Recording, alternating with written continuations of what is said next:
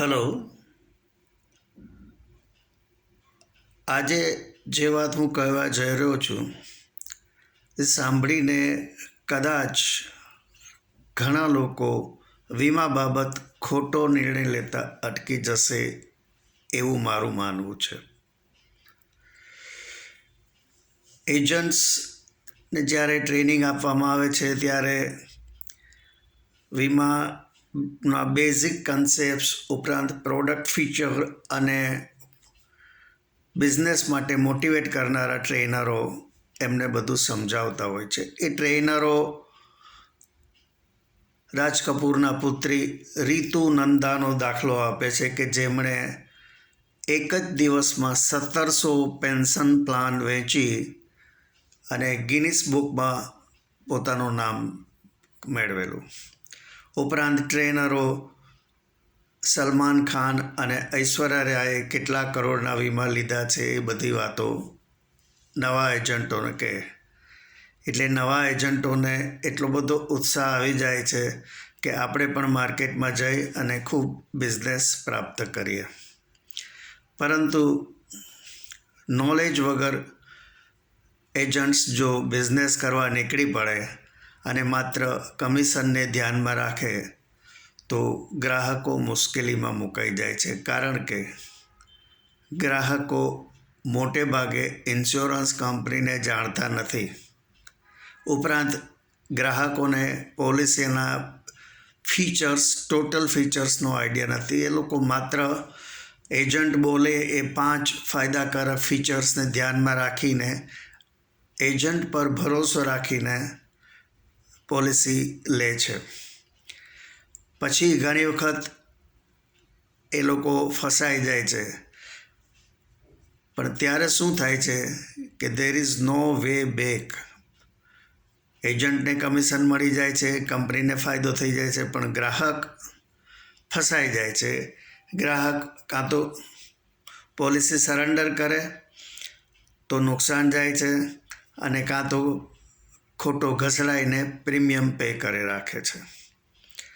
એટલે ગ્રાહકે વધારે સાવચેતીથી, વધારે સમજીને પોલિસી લેવી ખૂબ જ જરૂરી છે. એક વખત એજન્ટ્સની મિટિંગમાં હું ગયેલો.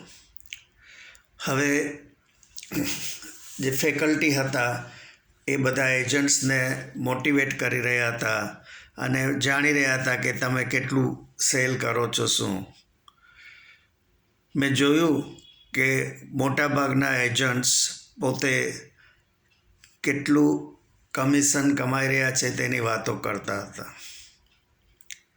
એમની સામે મારું કમિશન કાંઈ જ નહોતું. લંચ સમયે ફેકલ્ટીને હું સાથે હાથમાં ડીશ લઈને જમતી વખતે વાતો કરતા હતા ત્યારે મારી થોડી વાતો સાંભળીને ફેકલ્ટી ઇમ્પ્રેસ થયા. લંચ પૂરો થઈ ગયો, સેશન આગળ ચાલી. મિટિંગ પૂરી થતાં પહેલાં ફેકલ્ટીએ કહ્યું કોઈને કાંઈ કહેવું છે. જ્યારે કોઈ તૈયાર ન થયું ત્યારે ફેકલ્ટીએ કહ્યું કે આપણે એક એવી વ્યક્તિની વાત સાંભળીએ કે જે ઇન્સ્યોરન્સમાં ઘણું સારું કામ કરે છે. એમણે મારી સામું જોઈને મને સ્ટેજ પર બોલાવ્યો. બધાએ મારી સામું જોયું. ત્યારે મેં સ્ટેજ પર આવીને કહ્યું કે આ બધાની વાતો સાંભળી આપમાંના ઘણા એ કેટેગરીના એજન્ટ છે, ઘણા બી છે. હું તો કદાચ સી પણ નહીં, ડી કેટેગરીમાં આવતો એક નાનો એજન્ટ છું. એટલે મારો બિઝનેસ તમારા સામે કશું જ નથી. તો પણ ફેકલ્ટીએ કહ્યું કે તમે જે વાત મને લંચ અવર્સમાં કહેતા હતા એ બધાને કહો. મેં કહ્યું કે મારી સોસાયટીમાં રહેતા એક રજનીભાઈ, જેના પુત્ર અને પુત્રવધુ બંને MBA હતા, છતાં રજનીભાઈનો પૂરેપૂરો હોલ્ડ હતો અને એ ઇન્સ્યોરન્સ મેટર ટોટલી રજનીભાઈ જ સંભાળતા.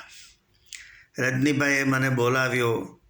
એમણે એક દળદાર ફાઇલ બતાવી જેમાં લગભગ 20 થી 25 પોલિસીઓ હતી. રજનીભાઈ મને કહ્યું કે તમને કંઈ સૂઝે છે, તો મેં એને એક સ્પેસિફિક પોલિસી 5 પોલિસી સજેસ્ટ કરી કે આ લેવી જોઈએ. રજનીભાઈ વોઝ કન્વિન્સ્ડ અને એમણે મને પરમિશન આપી અને 5 પોલિસી ખરીદવામાં આવી. 5 પોલિસી જ્યારે રજનીભાઈ પાસે રજિસ્ટર રેડીથી આવી ગઈ ત્યારે મેં રજનીભાઈને કહ્યું કે મને 5 પોલિસી આપો. મેં બધાની ઝેરોક્સ લીધી, બધી પોલિસીઓ થરોલી વાંચી લીધી સ્પેલિંગ સહિત, અને પછી બધી પોલિસીઓ પ્લાસ્ટિકના ફોલ્ડરોમાં ફાઇલ કરી રજનીભાઈને ફાઇલ આપી અને એક કોપી મેં મારી પાસે રિટેન કરી. રજનીભાઈએ ત્યારે મને એક ઉલ્લેખ કર્યો કે કમિશનમાંથી જે ભાગ અપાય છે એનું શું? મેં કહ્યું, Rajnibhai, section 41 rule 41 of insurance act prohibits this. એટલે એ ટોટલી ઇલીગલ છે. અને બીજું, જો તમે મને પહેલેથી આ વાત કરી હોત તો કદાચ મેં તમારું આ કામ હાથમાં ન લીધું હોત. ઘણી વખત એવું બન્યું છે કે ઘણા લોકોએ મારી પાસેથી માર્ગદર્શન લીધું છે અને મારો પ્રિન્સિપલ જાણી અને એ જ કઈ પોલિસી હું વેચવા માગું છું કેટલું બધી ડિટેલ મારી પાસેથી કલેક્ટ કરીને એના ફેવરિટ એજન્ટ પાસેથી લઈ લીધી. એવું ઘણી વખત બનેલું, જેમાં મને કોઈ વાંધો નહોતો. પરંતુ રજનીભાઈને મેં કહ્યું કે હવે તમે આ ઉલ્લેખ કર્યો જ છે ત્યારે હું તમને એક વાત કહેવા માગું છું. તમે તમારી જે દળદાર પોલિસીની ફાઇલ છે એ મને આપશો, મારે ચેક કરવી છે. એ ફાઇલનો મેં થરો સ્ટડી કર્યો ત્યારે મેં અમુક પોલિસીઓ એવી જોઈ કે જેમાં સ્ટેમ્પ નહોતા લગાડેલા. Those policies were unstamped. કોઈમાં સિગ્નેચર નથી. એક જીવનસાથી પોલિસીમાં નોમિનેશન નહોતું. મેં આ બધી ખામીઓ રજનીભાઈને બતાવી અને એમને કહ્યું કે આ જે એજન્ટને તમને કંઈક ઇન્સેન્ટિવ આપ્યા હશે, આ એનું પરિણામ છે. મારી ચોકસાઈ તમે જુઓ, મારો જે સજેશન જુઓ. આમાં તમારા સનને એક એજન્ટે નાની એજમાં ઓછા વર્ષનો વીમો આવ્યો અને મોટી એજમાં વધારે વર્ષનો, એટલે કોઈ વિસંગત હતું બધું, કોઈ સંગતતા નથી. એ લોકોએ એ વખતે જે મૂડ આવે એ પ્રમાણે પોલિસીસ વહેંચી છે.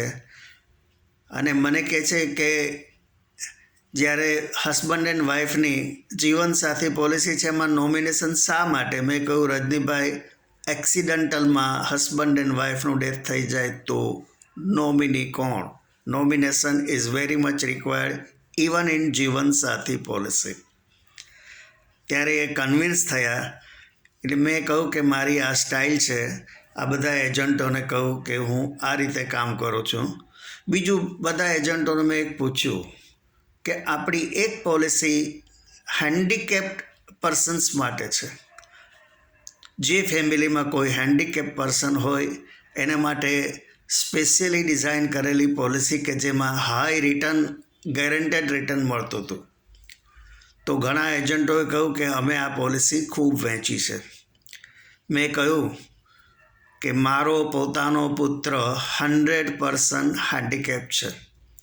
એને દ્રષ્ટિનો પ્રોબ્લેમ છે, એ સાંભળતો નથી, બોલતો નથી, હાર્ટ પ્રોબ્લેમ છે.